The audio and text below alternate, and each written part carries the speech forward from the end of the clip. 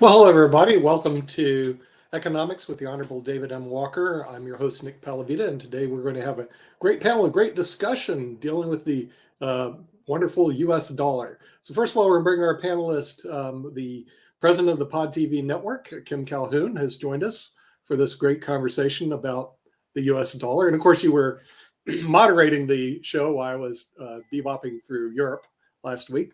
We're also bringing Mark We Lee, missed who you. is We missed you. yeah. Well, I'm back like a bad disease. No, Mark that's Lee a good point. is also producer at the Pod TV network, and who's going to be with us for a little while. We're bringing the Honorable David M. Walker, the former Comptroller General of the United States, who can shed some light on what's going on internationally with the U.S. dollar. So, David, we have Welcome the topic back, for the day. What? Welcome back. Yeah, it was good to go through Morocco and Spain, and the dollar was still strong there. I bought a lot of stuff over there. I have 2 boxes of DHL. I had another one coming from Morocco, so I can tell you the dollar's still strong. But when I was overseas, one of the big developments was the China getting together and basically pushing the yuan as the world reserve currency. So the question is, the United States and the U.S. dollar going to lose the world reserve currency status? What are your thoughts on that before we get to another even more important issue? Is the United States in the next 7 weeks going to default on their debt? So we'll hand it to you. Well, first, as you know, Nick, both of these topics are addressed to varying degrees in my latest book, American 2040, Still a Superpower ? With regard to the reserve currency, in the book, I said that there was going to be an alliance against U.S. interest economically, diplomatically, militarily, and culturally. And one dimension of that economically was reserve currency status. And the alliance was China, Russia, North Korea, Iran, and several other countries.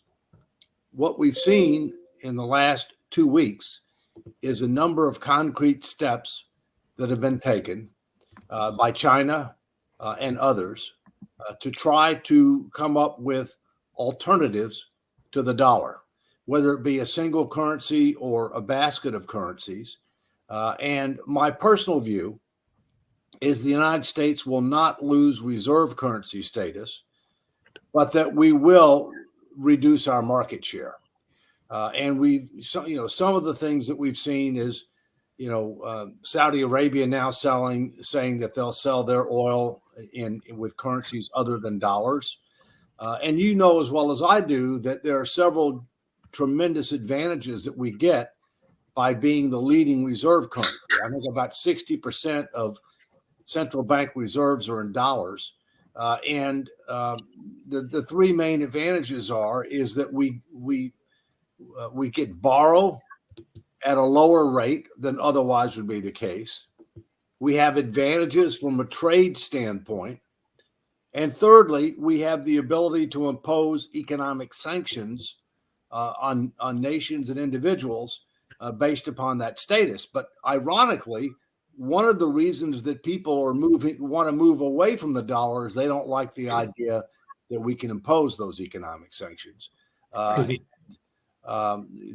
want alternatives to U.S. power from all those dimensions that we talked about. So, those are my thoughts. We're not reserve currency status, but we are going to lose market share over time. Hey, David, along those same lines, and we talked about it the last time we were on the show, and I've been doing some research on it and doing some interesting readings on it. And we talked about something that I know you mentioned before, which is BRICS. And a lot of those countries historically have not been the greatest friends of the United States. Even Brazil has had its issues with us, definitely Russia and, India. That's kind of on the fence in terms of what its relationship with the U.S. is. But quite a few of these definitely have not had the best relationships, including China and everything. But there are some other ones that have put in membership that have been on our friendship list in the past. So that actually surprised me when I saw that apparently there are countries like Argentina, Algeria, and even Egypt and Nigeria, and even our good friends to the south of us, Mexico, that are applying to be part of this BRICS alliance, including, like I said, Turkey, Saudi Arabia, and Indonesia. But, Nigeria is definitely an economic power to some degree in Africa and around the globe, and it has been a friend of the United States. I could say the same probably about Egypt and a number of other things, and definitely even Argentina, I think, has been pretty much pro-West. So is there a danger when some of these pro-West countries are starting to look strongly at the possibility of this BRICS movement? I think that is a warning sign. Let's understand that there are several different alliances out there, okay, or international consortiums out there. The UN has something called the non-aligned movement. And as you know, I used to be chairman of the audit committee of the United Nations. And so I've got some experience dealing with the UN. And I can't recall the exact number of countries that are in the non-aligned movement. I want to say it was in the 70s, roughly 70 some countries out of roughly 190 countries in the world. And the leader of the non-aligned movement was India, but Brazil was part of it. And a number of the countries that you're talking about were part of it as well. And they basically were non-aligned against the historical polar interest of the U.S. and Russia. But now we've got the emergence of China. And as you know, China has a strategic plan, which includes all the dimensions we talked about, which includes the Belt and Road Initiative, where they're very aggressive at trying to establish relations and economic interest around the world, including in Africa, including in South America, where they're trying to gain access to critical minerals, where they're trying to be able to help with building ports and other critical infrastructure using their labor and using their capital. So they're very aggressive. I think we have to be more concerned when you have countries that historically have been aligned to the United States to one degree or another start moving the other way. And the ultimate irony might be Argentina, because you know what they use for their currency? The dollar. What it is. Right. The dollar. The dollar. That's their currency. Although we also know that, Nick, I haven't been counting, but I think they've gone bankrupt at least twice.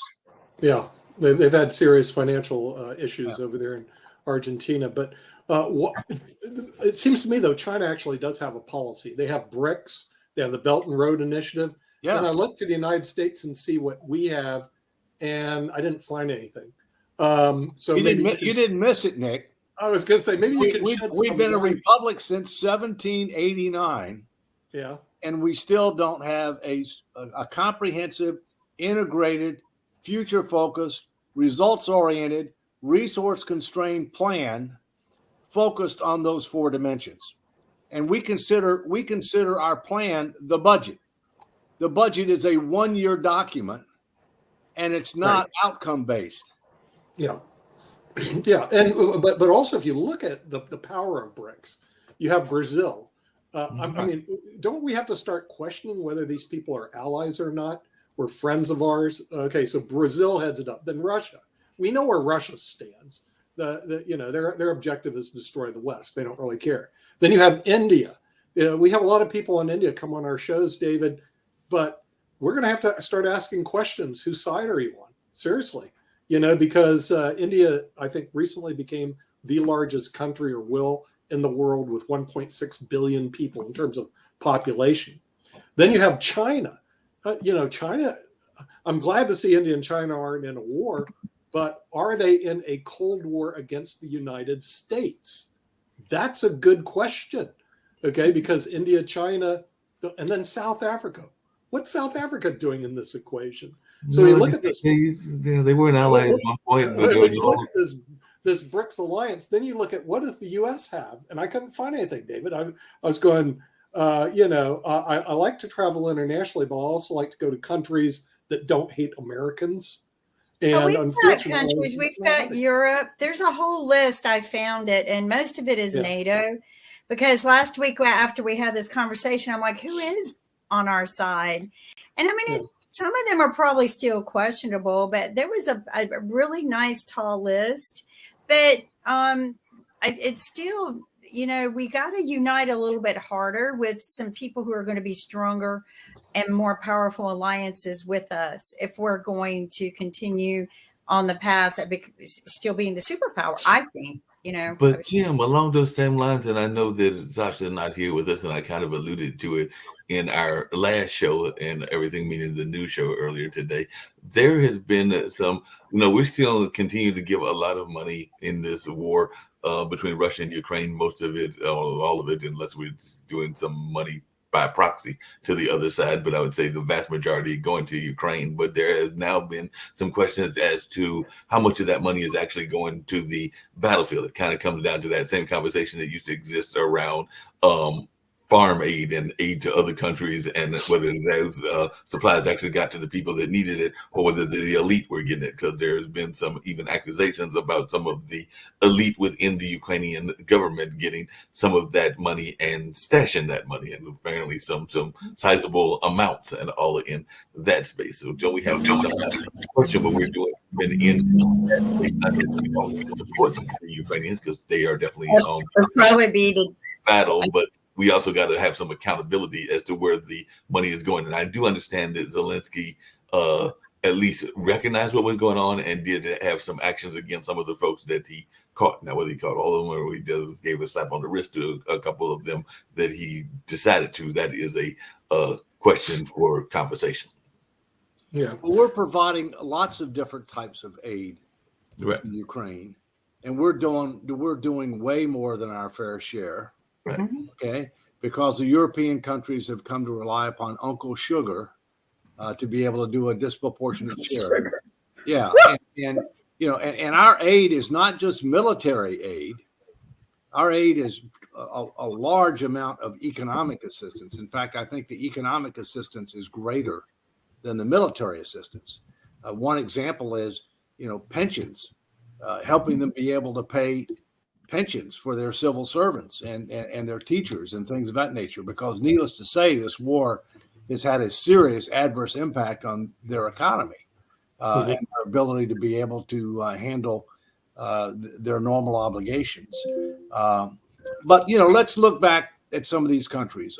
We know that Russia and China and Iran and North Korea are aligned in U.S. interest. Against U.S. interests there, okay? But then you look at some of these other countries and you say, okay, well, India. Well, India's, India is trying to find its way, I think, okay? I mean, India is a democracy. India has had a border conflict with China before. I don't see India aligning with China, okay? India has may be looking to try to establish its own area of influence themselves. They clearly have the ability to do that. But India has also historically relied upon Russia for military equipment. And India is also, as well as China, buying oil from Russia, which is undercutting the sanctions that the Western nations have. In the case of South America arguably is one of the leading, if not the leading country in South America from a variety of different perspectives. Okay. And so Brazil is arguably the leading or one of the leading countries in South America. Obviously Mexico is the leading country in Central America, no question. We do have alliances. Okay. I mean, there is an association for Latin America countries, which the United States is part of. We have NATO, okay, which is a military alliance, defensive alliance. We have SATO, which is a military, Southeast Asia, which is a military defensive alliance in Southeast Asia, which includes countries like, Japan and Australia and Thailand, et cetera. And so we do, but we've been resting on our laurels for way too long. Speaking of resting on our laurels, we need to be much more.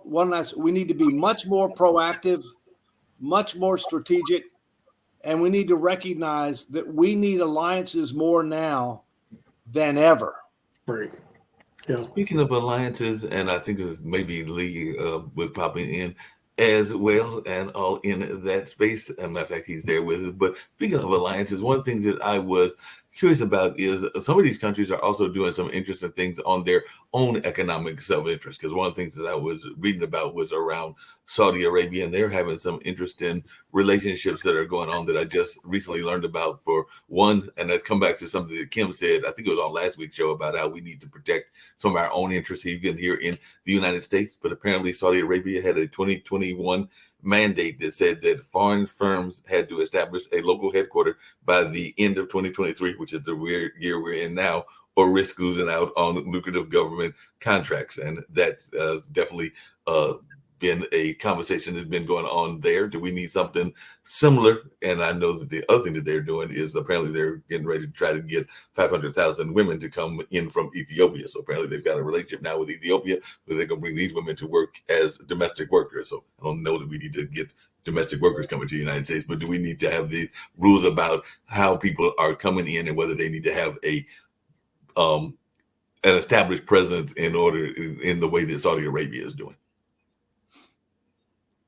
I'm not sure. You know, I mean, that's an immigration question. I think what we're looking at, not so much immigration, Mark, is the United States going to strengthen our international alliances? Because at least this is the way I see it, David, but I go to Chinese websites. David, China wants to rule the world. I mean, and they've made it perfectly clear they want to knock the United States off and put the Chinese, as they say, rightfully so, in charge of the world government. The United States response is nothing. In other words, it's almost like we're ignoring a verbal and standard threat by the Chinese to basically create world dominance. And we're sitting there going, okay, go ahead.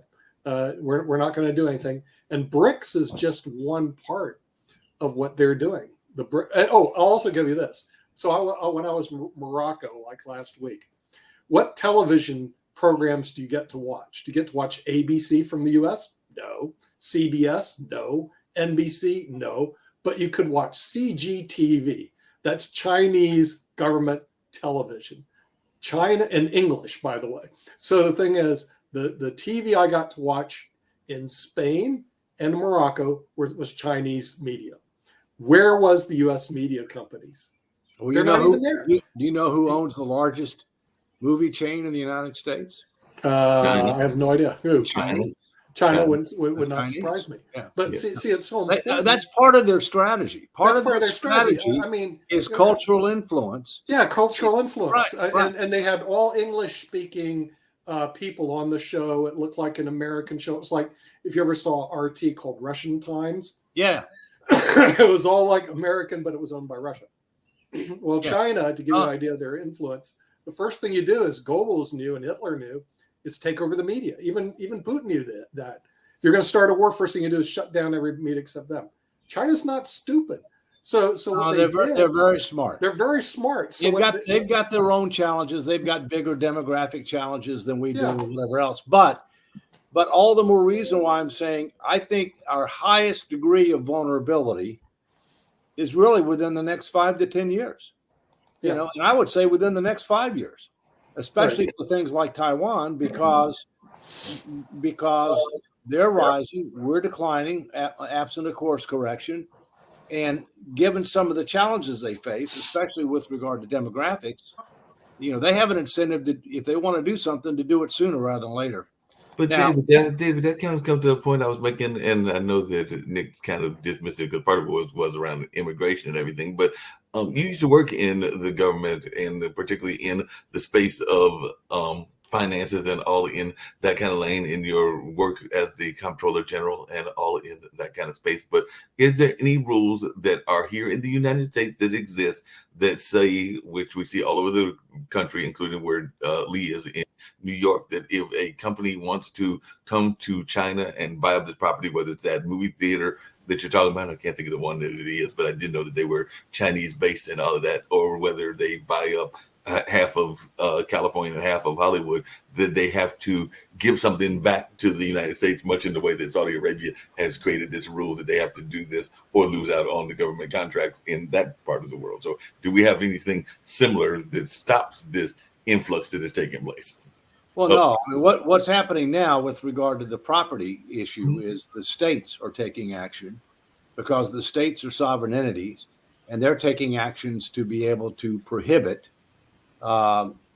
certain entities that are deemed to be security or other risk, which would include companies that are owned by the PRC, to be able to purchase property.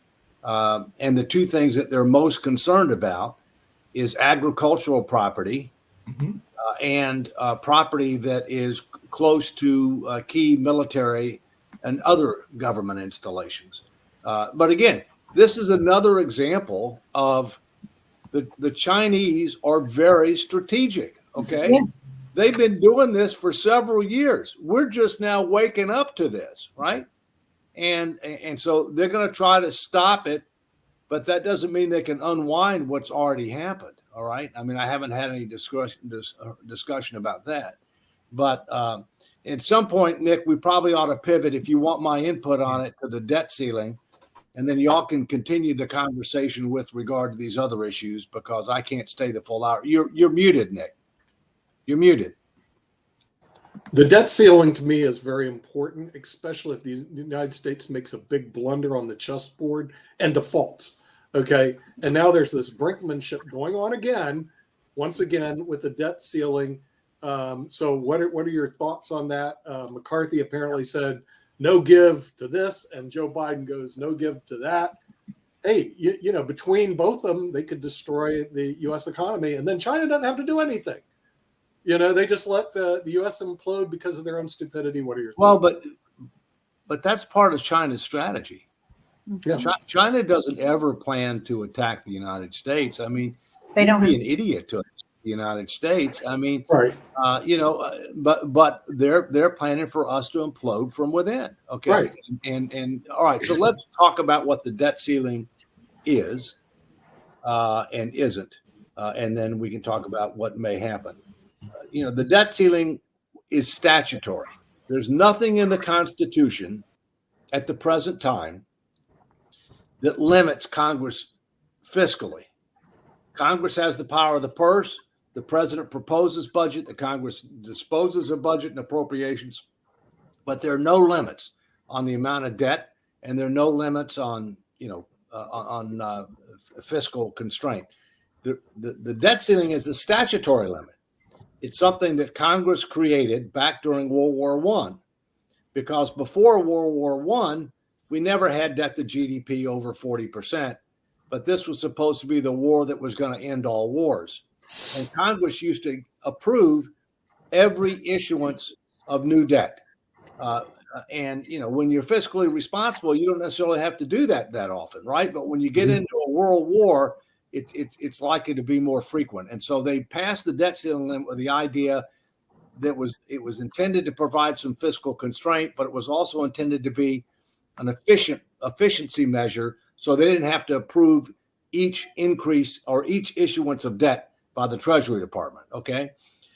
You know, fast forward to where we are now, you know, the debt ceiling is a lag indicator. Okay.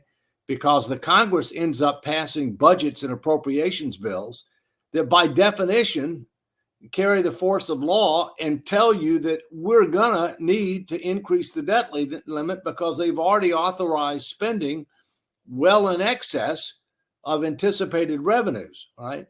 And there's nothing to constrain it. Now, here's what's important to understand. There's a lot of disinformation and misinformation about the debt ceiling, all right? First, there's only one thing in the Constitution of the United States, financial item, that's guaranteed by the Constitution, and that is debt and accrued interest to the United States. By that, I mean Treasury securities. Treasury securities and accrued interest. Those are guaranteed by the 14th Amendment of the Constitution. We will not default on that, okay? We can't default on that. Secondly, a lot of people try to say, well, you know, if we hit the debt ceiling, then we're not going to be able to pay Social Security and Medicare benefits. Not true, because as long as you have assets in the so-called trust funds, which, by the way, is government debt, as long as you have assets in the so-called trust funds, then you can cash in those bonds, which are non-readily marketable, closely held bonds, go to the market to be able to generate the cash, because those bonds are counted in the debt ceiling. All right. And so as a result, you're just moving from closely held bonds to bonds, held by the public. And that doesn't change the amount subject to the debt ceiling. Now, obviously, the amounts that are in those trust funds are drawing down, as has been noted in the latest Social Security Medicare trustees report. But if we did hit the debt ceiling, what would have to happen? You wouldn't be able to pay everything else. You'd have to start making choices on what you were going to pay. You'd have to probably have a partial government shutdown, so you could save payroll costs, at least temporarily. You'd probably have to delay payment of contractors. We don't want that to happen. It should not happen. In my view, it won't happen. But they need to start getting serious about what kind of deal can be done, because the idea of raising the debt ceiling without any conditions, to me, is not appropriate. We are totally out of control. On the other hand, we need to be talking about what kind of conditions ought to be part of a debt ceiling deal. In my view, you have the budget process, which is what you should be using to cut spending. All right. And so that should be handled through that normal process. The question is, what can we do as a condition of the debt ceiling that might actually help us to start treating the disease? By that, I mean the large and growing imbalance between projected spending and revenues. What are we going to do to close that gap? And that's why when I testified a couple of weeks ago in the House, I said you should think seriously about creating some type of a statutory, which means the Congress buys in, the president buys in, statutory fiscal sustainability commission comprised of capable, credible, and non-conflicted individuals that would engage the American people with the facts, the truth, the tough choices, solicit input, set the table for tough choices on social insurance programs, defense and other discretionary spending, and revenues. Because we need to do that. The only way we're not going to be able to put our finances in order through the regular order. That's just not going to happen. And statutory approaches just haven't stood the test of time. Last thing is, as I've said many times before, we've got to have a constitutional amendment that limits how much debt as a percentage of the economy we can take on absent extraordinary circumstances, because one Congress can't bind the next Congress through statutory approaches. The only thing that can bind current and future Congresses is a constitutional amendment. Hey, David, along those same lines, and I do not tend to be the economic or the economist among this group and everything, but I've been hearing a lot of conversation online and a lot of other places about this. We're coming up on tax season, and tomorrow is officially tax day, since the 15th fell on the weekend and all that. And I know some people got extensions, but apparently the United States has this whole notion. It's today. Tax day is today. Okay. Yeah. Today, the 17th. Be sure you file that timely extension, Mark.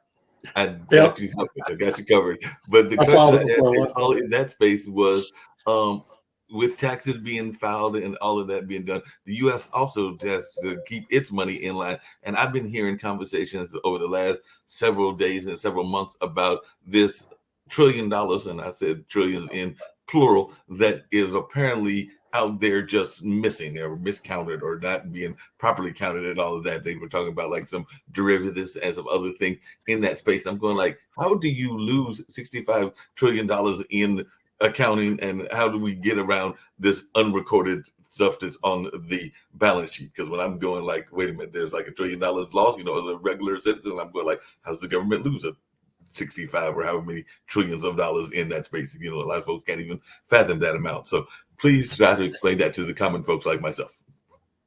Well, I'm not sure about what 60. Okay, maybe I think I know what you're talking about. We have a budget which is cash based. Right. And we have annual financial statements which are accrual based. Mm-hmm. But we need additional improvements to the annual financial statement. For example, the amount that we owe to Social Security, Medicare, and other government trust funds the so-called, the closely held bonds that are guaranteed by the full faith and credit of the United States government, both as to principal and interest, and the 14th Amendment, they're not counted as a liability by the government. Because what they want to say is, well, we really owe it to ourselves. No, you don't. You owe it to the beneficiaries of the Social Security and Medicare system. You took their money. You spent their money on other things. You replaced it with a bond that's guaranteed. It's got legal constitutional substance. You should recognize that as a liability, because you should treat these trust funds as separate and distinct legal entities, not as a separate account or sub-account under the general ledger. All right. Another example is the biggest numbers relating to the U.S. government are the differences between what we've promised for Social Security and Medicare and the amount of expected revenues we have to deliver on those promises, and the bonds that we have that are guaranteed. That's the $75+ trillion number. Yeah, that would definitely be that. Financial statements. Yeah. But they're in the footnotes. They're in the footnotes. So what this article was talking about. Well, the article. Let me clarify. There is a separate statement of social insurance. I apologize. We got that done when I was Comptroller General. We got that done. We also got laid the foundation for a long-range fiscal projection when I was Comptroller General.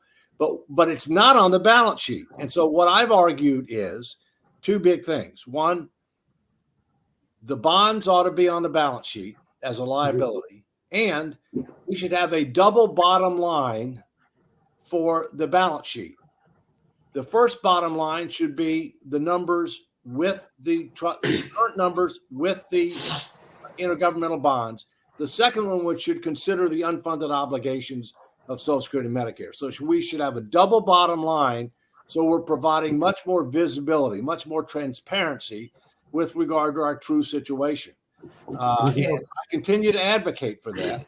No, he's definitely doing a great job of advocating. I loved the testimony and everything. But just to go in what you're saying, part of it is the stuff that's in the United States, but apparently it's also some of our relationship, to come back to our first part of the conversation, with the foreign governments. Because when I was reading this article in Bloomberg, and I'll say where the article came from and everything, it was given, and you'll love this, Nick, they gave the example of a pension fund, because they said, consider a Dutch pension fund buying assets in the U.S. as part of the transaction. It will often use a foreign currency swap to exchange euros for dollars. Then when it's closed out, the fund will repay dollars and receive euros. But for the length of the trade, the payment obligation is recorded as off balance sheets, which the BIS is calling a blind spot in the financial system. So I think you can play games. That's not government finances, okay? That's private sector finances. But go ahead. Yeah. Well, also, David, you can play games all you want in the area of pensions. Like France, when I was overseas, they went on strike because they moved the normal retirement age in their pensions, which is basically our Social Security, from the age of 60 to 64, which is still 2 years less than our normal retirement age, which is 66 and 2/3, continually moving up. Okay, what created was strikes. I didn't know if I was going to get home because I was going through Paris, and they closed down Charles de Gaulle, strikes, garbage on the streets. People just went crazy. But we have a real problem here because the pension, our Social Security, is not in good shape. And what are we going to do? Wait until it goes bust and then do the fix next decade? Here's the deal on that. I don't get it. Here's the deal on that. There are plenty of demagogues and laggards in politics that want to say, don't touch Social Security, don't touch Medicare, or so-and-so wants to touch Social Security and Medicare, and they try to demagogue, all right? Right. But here's the truth. You have to. The truth is, you have to. Thank you, sir. The other truth is, if you do nothing, you are de facto arguing for cutting 20% plus of Social Security benefits across the board, increasing. So that's what they don't want to talk about, all right? And the last time that we reformed Social Security was 1983. Now, why did we do it in 1983? The reason being is the so-called trust funds were going to go to zero within weeks. Right. If the trust funds go to zero, by current law, you can only pay benefits out of trust fund assets. There's nothing to Therefore, pay. to the extent that you've got a gap, which is that 20% plus number that I mentioned before, you got a gap, you have to immediately cut benefits across the board. Now, that's obviously inequitable, and it's obviously not politically feasible because the people who vote with the greatest propensity are seniors. Mhm. But in that case, they didn't do anything until they got within weeks of the benefits. Now, this is an example of something that a fiscal sustainability commission could deal with. All right. There are other proposals out there for things. There's something called the Trust Act, which would set up a commissions for Social Security and Medicare and the Highway Trust Fund, separate commissions comprised of members of Congress who have less than a 20% positive rating by the American people, who would try to come up with recommendations on these programs within, I think, like 90 days. How much interaction are you going to get with the public, meaningful interaction in 90 days? Okay. I mean, what we have to recognize is we need a comprehensive solution that doesn't just deal with social insurance programs, but also deals with defense and other discretionary spending and the tax code and revenues. And that's going to take time. This commission is going to need probably a year to be able to do what really needs to be done in a meaningful way, and then set the table for a vote by members of Congress. Yeah. And actuarially, the sooner you get to the problem, it's like a disease. The sooner you get to the problem, the easier the correction is, actuarially.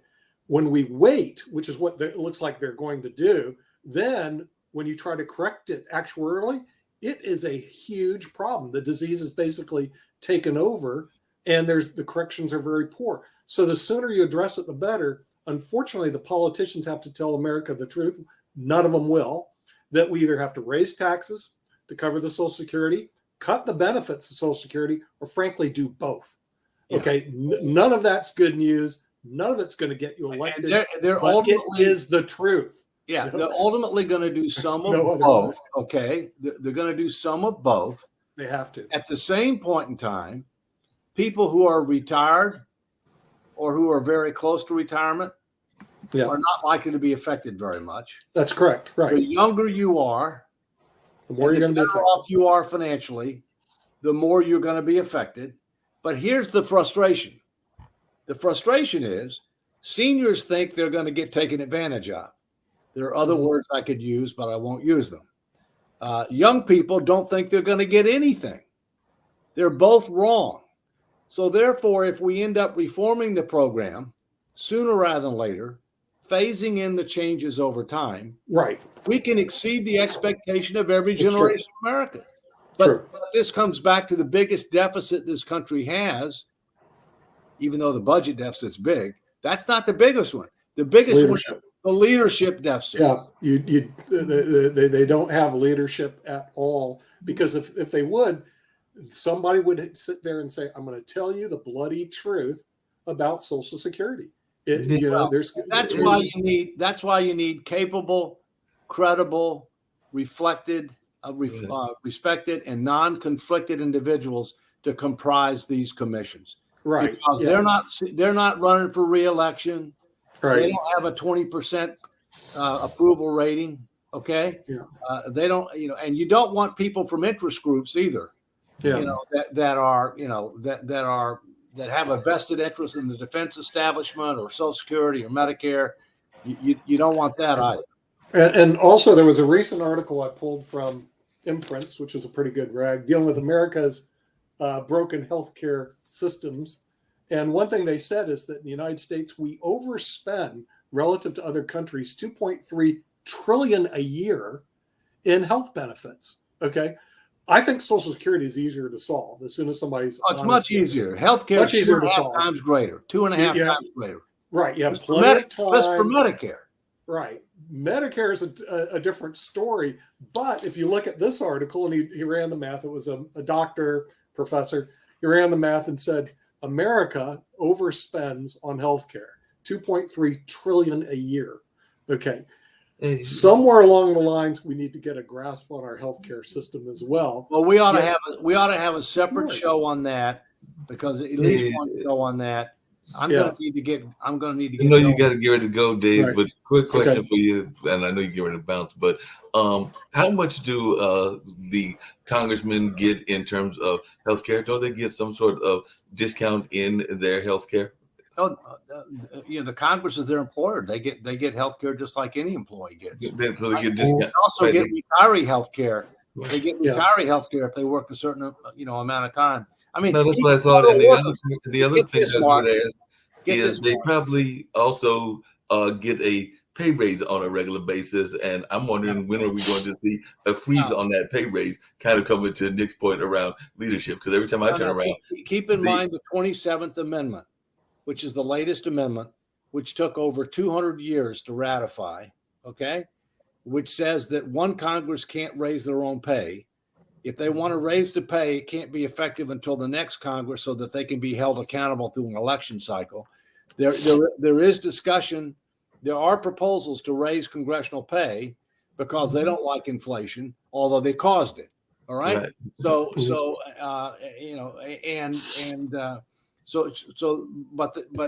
that's how the system works. Understand this. Believe it or not, you can work for the federal government for 5 years near the end of your career, retire, and be eligible for retiree health care for life. Now, beat that. I don't know any company that would do that. No companies. Nobody. I mean, nobody does that. Yeah. All right. Well, I got to get going, and you guys continue. And Take care. Appreciate it. Welcome back, Nick. Good to see everybody. Yeah. Have a good week, Dave. All the best. Hey, all right. You too. Bye-bye. Take care. Hey, Nick, can we get a healthcare program like that from when we retire? Take care, buddy. No. You better hope to get on Medicare. I mean, You just have to find someone to pay for it. Medicare like a taxpayer. Medicare is your only hope. Medicare sucks. You still have to pay a lot of money for it. And then you got to get A, B, or C. Then you have to hire a consultant to tell you whether you need it's better than Nick, hold on. Nick and Kim, hold on a second. Y'all are both missing the point here. I've just figured it out. Lee will enjoy this and everything. I have figured it out. So officially, this is what's going to happen. I want y'all to listen to me very carefully. And I think Lee will like my prediction. But in the year, I can't give him the next one because that's too soon and everything. But in the year 2028, Lee Newton Rhodes will become president of the United States. That will be what is going to happen. Lee Newton Rhodes I'll buy into that. The United States, and he is going to make Pod TV the official television station of the United States, in which we will have free healthcare and all of that space. That's on my list, Mark. And get rid of all the other press. We'll have federal health care, and he can appoint David to run the budget. So we should get Pod TV in airports too. Get rid of CNN and get Pod TV in the airports. There you go. It doesn't make any difference until you get the cost under control. See, it doesn't matter if you use a Medicare system, a federal system, like this article pointed out quite correctly, I think. The United States, we overspend $2.3 trillion a year on our healthcare system. So, but more than any other country. You're not looking at the overall cost. Healthcare premiums cost about $7,000 a year. Then you have to pay a deductible, which runs around $7,000, and then you have to an out of pocket, which runs say $12,000, and then on top of that, then you can pay your you've got the medical expense. Right. So you forgot to include the reason why it costs so much is the impact of our insurance companies. Yeah, but the insurance companies have no incentive to keep the cost down, because what they do is they charge the fee to everybody plus a 25% markup, and there's no incentive to keep it down. So whatever they have to pay out. So the doctors are not getting paid. The The doctors aren't getting paid. In fact, we have such a shortage on medical doctors right now because the system is all screwed up that in 10 years, it's not going to matter. We'll be going to China to get our health care. Well, you can go Well, because overseas. they don't have a It'll be student AI debt covered, like right? our doctors do. So, Yeah, well, There you you go overseas to get your health care because it's more efficient right. than that. But also, I did find something else interesting: buying drugs overseas. In Spain, you think you can get Mucinex and you can get no, you can't get any drugs in Spain. They tighten them all down. You have to go see a doctor to get to get a cough medicine. Seriously, in Morocco, they give it away. So Yeah. if you get sick, you need to go to Morocco. If otherwise in Spain you got to go see a doctor. You're When not I- even getting cough. When I was in France, I got really sick, and my friends took me. But some of the pharmacists are physicians, Yeah. and you can share with them your problem, and they'll analyze you and then give you the medication. I mean, Oh, they really? Okay, they can do that. Okay. simple stuff over the counter. But when you need something a little more, but one of the things I've found very wonderful is their medical care is almost free. Like, Yeah. Right. it's, Right. Almost Well, free in a lot of countries. and their costs are so much less than ours. And see that's a big issue. and they that- saw me that day. I didn't have to wait. Yeah, No, that the U.S. needs to Get their crap grasp- together. Yeah, they need to get their act together because But speaking of getting their crap together, Nick, and this goes for you, Nick Kim, said as well. act. I know I get to the back. Oh, you. But this is a question for everybody because it was actually on one of those social media apps that I was on, and they were talking about this. But I've not been overseas in a minute. One of the observations that was made, and these were folks from the UK, was they felt that the relationship of like the consumer to the workers and everything, or to the shoppers, was a lot better over there than it is here. So, what was your reaction there? Because they were talking about how you see all these arguments going on in stores in the United States between the consumer and the store, but you didn't see as much of that overseas. They were actually talking to an incident that happened somewhere recently where somebody complained about Tarjay, and then there was a whole funkin' write up in Instagram and other places about that person saying that was their version of getting reparations and all in that space. But my question is, are there more nicer relationships between the consumer and the store owners in the parts of the world that you traveled to, or did you see the same kind of mess that we get here in the United States?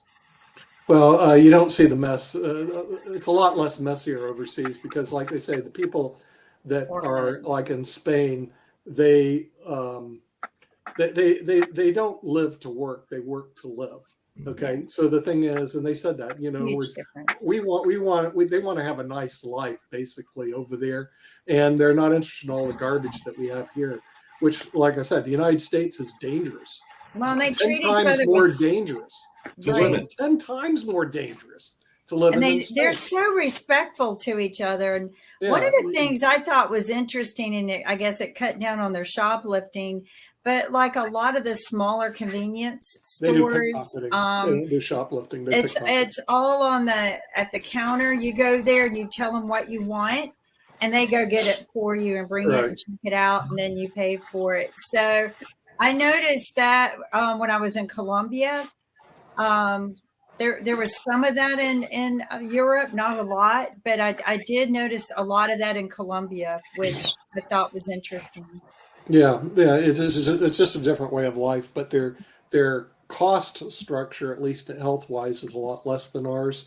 Cost in general, a lot less. So much better. Even Colombia, I spoke with some. I went there, and Nick, you travel, and the same thing. I just felt like the crime rate was less when I was in Colombia than you feel safer when I come to the U.S. Yeah, you feel safer, but the metrics also tell you are safer over there than you are in the United States. The United States, and the Moroccans were even complaining about it. They were going, the United States is crazy. You guys are dangerous. No one wants to go visit you guys because you're dangerous. And they were right. I mean, and every time I turn around, there's bigger and more shootings and deaths and murders. I mean, there was a murder related to my family 2 months ago, where a bunch of punks shot someone. And unfortunately, it's not getting better. Okay, I see the U.S. has diseases that are getting worse, and the Chinese attitude is this: like Lot said, the best way to win a war is not fire a shot. So our war against the United States to take over will be real easy. We just let the U.S. implode, which is what they're counting on. And because we're all egos. That's something I heard in various places that I went to, that the Americans have a heavy-weighted ego problem and greed. And it's like you said, it's not about working to live or just... Only the British may beat us in that one. And it's all about one-upping, right? It's not about helping others up. It's about how much more can I one up someone. I think Trump started that. Let's one up each other in our campaign. No wonder the rest of the world is like, oh, they're going to kill each other. Our leaders can't even debate, right? Yeah. But it's always one up, and it's being rude. We're always rude now. I feel like our whole country became what everyone accused New York of being, which actually I find New York slightly friendly. It's friendlier than, you're right, more than people think. Yeah. So, yeah. I mean, I think we have a wrong view of our own self, and we need to look in the mirror a little bit better, because we are going to implode. And unfortunately, our politicians are horrible. I agree with David. Okay, if your best leaders that are going to be running the country are Biden and Trump, you have a real problem. Yeah, we're in a pathetic situation. You're in a pathetic situation. There's got to be somebody. No, it's the people, Nick. This is how stupid this country's become. It's not them. They don't. It's the people. It's the people who elect them or primarily put them there. It's the people have become brainless. I partially agree with you, but then I disagree with you, because the people don't get to elect who they want, because they only get to elect from a pool of candidates that the establishment brings us. Well, true. That's very true. But we should have a voice, and we don't raise it, but we should say we don't like it. Yeah. I don't like when the primary comes to North Carolina, there's nobody left worth voting for. They weed them out before they get here. Show me one good leader. Listen to the Democrats whine about the state of the country when they're the ones that have made it this way over the last 3-4 years. No, I beg the difference been like this for 20 years.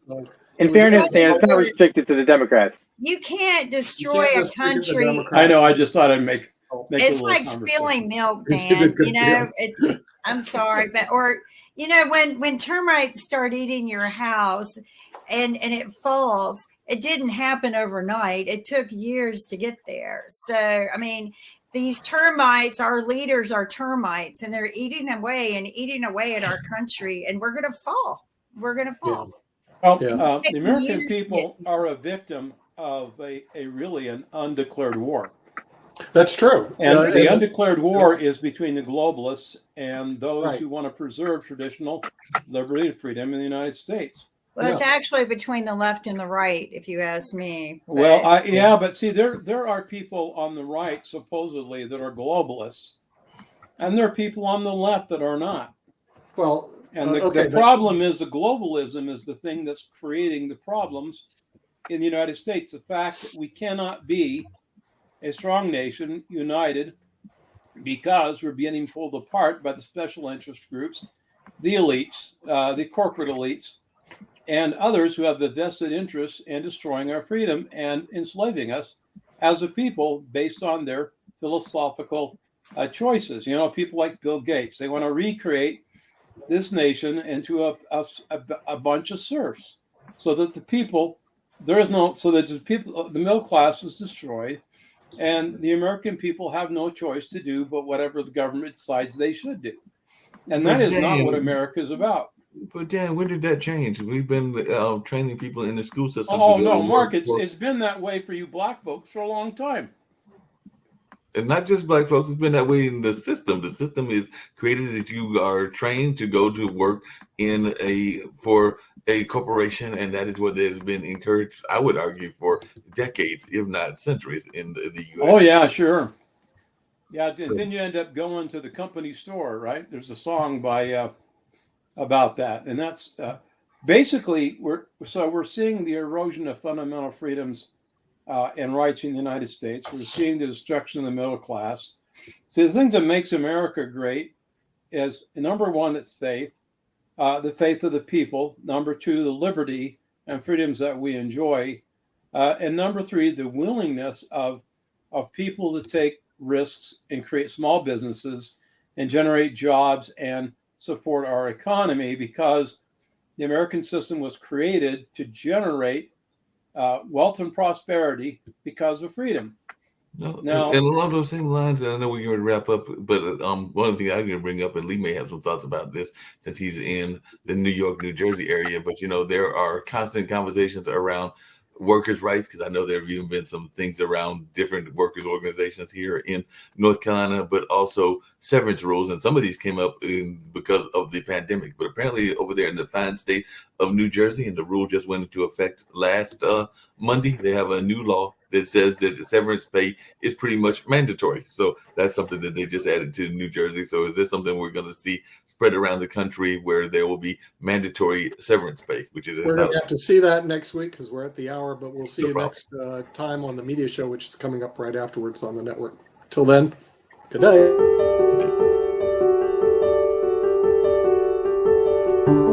See you later. See you guys next week. Take care.